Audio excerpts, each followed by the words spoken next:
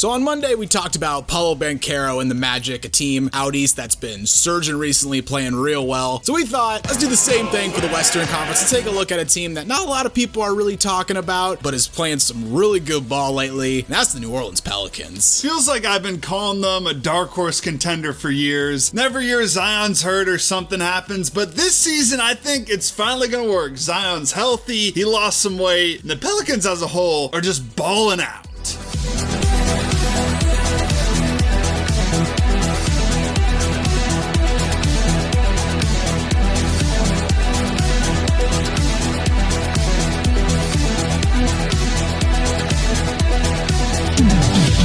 Before we start talking about the Pelicans, if you haven't already, make sure to leave this video a like, give us a subscribe, and hit that notification bell so you never miss out on one of our videos. It is really crazy to think that it's been 5 years since like all the Zion hype. I mean, when he was at Duke, he almost single-handedly made college basketball like one of the biggest stories in sports. People kind of tend to forget, but people were hyping him up like people were hyping Wemby up this past offseason. I mean, wasn't that one game where he blew out that Nike shoe, like literally hurt Nike stock, or people were talking about it just because it was Zion? And yeah, I am not a Duke guy, but I loved watching Zion at Duke. It was so damn entertaining. Like, now we got bum-ass Zach Edey. Like, that's who's hyped up. Wow, Zach Edey catching strays. He deserves it. Tell Purdue do something in the tournament, he deserves it. Yeah, Zion had all the hype in the world coming out of Duke. There was, of course, that infamous video at that Knicks bar where the fans were watching the lottery and they missed out on Zion, and all the fans are depressed. They're like, they really thought they had him. They ask you how you are, you just have to say that you're fine when you're not really fine. Yeah, I mean, I thought he was going to the Knicks. I thought that was the Zion, KD, Kyrie offseason, and yeah, it didn't happen at all. Nothing ever goes right.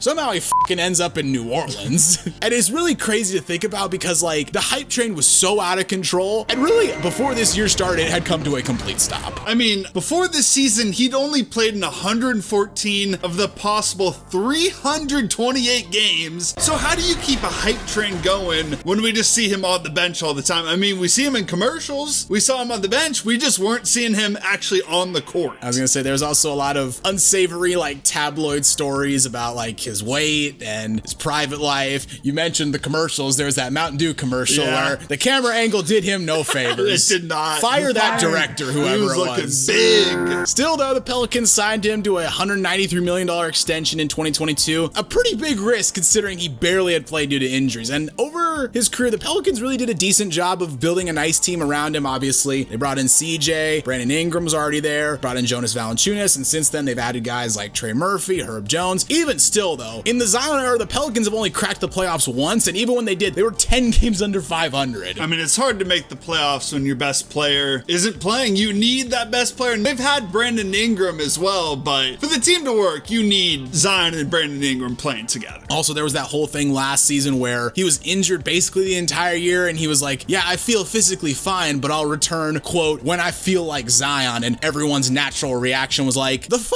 does that mean? There was even some rumors that the Pelicans would be willing to deal Zion so they could get a high draft pick and take Scoot. And I remember Blazer fans really didn't want this, and I thought they were crazy then. I think they're crazy now. I don't think this was ever like seriously considered by the Pelicans front office. It was a rumor. Yeah, it was more of a rumor. If they would have done that, that would have been all-time dumb, but god damn it, they should have. Just for us. just to help us. Help a brother out, you know? Help us out. And then going into this year for the Pelicans and mainly for Zion, it was kind of a make or break year. I mean, going into this year and even now, he still has not played in a playoff game, and they did not start out too great. They were 6-7 after 13 games. And then from there, you know, they kind of just bounced around in the standings in that 5 to 8 range throughout the West, leading into the All-Star break. They were like 5 to 6 games behind the 4th seed, who was the Clippers for the most part. And it looks like they were not getting home court advantage. I mean, 5 to 6 games, that's hard to make up post All-Star break, but since then they've just been surging. In their past 21 games, they're 16 14-5, and they're breathing right down the Clippers' neck at this point. They're only a half game back for that 4th seed. Yeah, they got the Magic on Thursday, so that might change things a little bit. But like you said, since the All-Star break, they've been incredible. Second best defensive rating in the NBA. They were already a good defensive team. They were 7th before the All-Star breaks. They've only gotten better. Same with their offense, 12th before the All-Star break. They've been 9th since. And really, it's been like them and the Kings have just flown completely under the radar. I feel like every other team in like the top 10 of the West is getting some kind of attention because people will talk about the Nuggets because they're the defending champs. People will talk about the Wolves and Thunder because they're, young upstart teams battling for the top seed. And then obviously like the Clippers, Mavericks, Suns, Lakers, Warriors, they got the big names. But the Pelicans have been flying under the radar, and kudos to them for working in silence, specifically Zion. I mean, there have been reports that he's lost 25 pounds since the play-in tournament. Also worth noting, the team's Twitter account had that little mini feud with Stephen A. Smith where, oh my God, they cooked him so bad. They had him defending like his college stats on his podcast. He was like,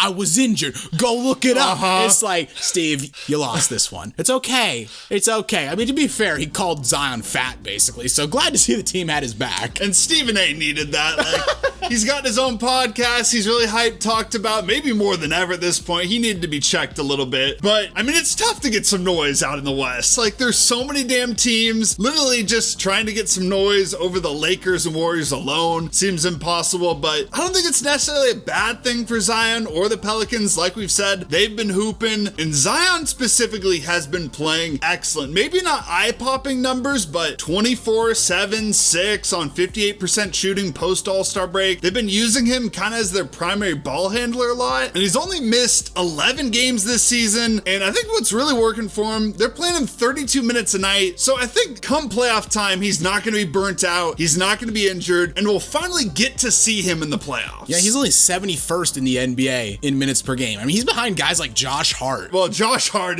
just played the entire game the other night. Okay, bad example. You get what I mean, though. Yeah. But I mean, most stars play between like 35 and 37 minutes per night, and you'd be like, oh, 35 compared to 32, that's not that big a difference. I mean, that adds up. I mean, over 8 to 10 games, Zion's essentially playing one less game than a lot of star players, and for a guy who's struggled with injuries, like, really smart for the Pelicans part. Also, there's been talk from teammates that he's just taken this season a lot more seriously. I mean, we've seen in the past, he kind of reminded you a lot of Dwight Howard, really fun-loving, lighthearted. Yeah. Seemed like he didn't take the game as seriously as a lot of people would like to. Larry Nance just came out the other day and was like, nah, he's not joking around as much. He's not as jovial. Like, he's focusing on business this year. And I'm not exactly sure like how his team's gonna perform in the playoffs because we've never really seen him in the playoffs, but I tell you what, I wouldn't want to play him right now. No, I mean, their depth and versatility is just like, you got your guys who can score. You got Zion, CJ, Brandon Ingram, could go for 30 on any given night. You got a great front line of Zion, Brandon Ingram, Valanciunas. They can play a small ball lineup with Zion at the 5. You got wings like Trey Murphy, Herb Jones, Dyson Daniels who can guard people on the perimeter. For a modern NBA team, like, they have it all in terms of personnel. And they're not overly reliant on Zion to like orchestrate their offense. I mean, he's only averaging 22.7 points per game this year, and he's their top scorer, which is really like in the modern NBA where dudes are averaging over 30 a game like it's nothing. The fact that their top scorer is only averaging basically 23 points per game, and he's only 20th in usage rate too. Also, interestingly, they're one of the best 3-point shooting teams in the league. They're 5th in percentage, but they're only 25th in attempts. And to me, that's a really good sign because it means they're taking good shots. Like, they're not chucking, they're not taking bad shots, they're not taking threes because they feel like they have to. And on the other end, their 3-point defense has been elite. Again, interesting stat to note, they give up the most 3-point attempts in the league, and yet they're tied with Boston for the best opponent 3-point percentage. That's crazy. That doesn't even sound like it could be a real stat. Back to the 3-point shooting, shout out Herb Jones. Everyone always questioned his shot, and I did too, but now he's shooting like 42, 43% from 3. Did not expect that. And another stat for Herb Jones, a fourth of his blocks have been on 3-point attempts. That's like their 3-point defense. I mean, when you got guys that got length, I mean, Ingram's got a huge wingspan, Herb Jones, Dyson Daniels, all these dudes that got huge wingspans, like,